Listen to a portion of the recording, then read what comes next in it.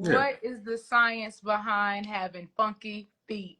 Yeah. So, what we generally call, funky feet, the medical term for it is bromohydrosis. Bromohydrosis.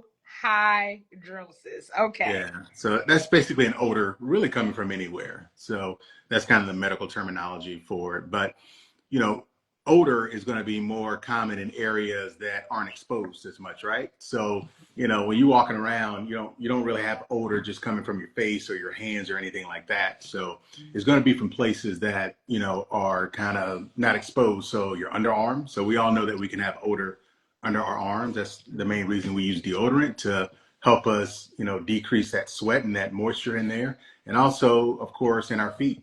And so, a lot of us men, we may go out to work, we may be in work boots, working in an environment that's very sweaty, or women also doing those types of jobs as well. And so we know a lot of times we can take off our feet or take off our shoes and socks, and you kind of have that odor coming from there. And the reason being is because it's in that tight, closed, dark space, and that's what's going to help create that odor.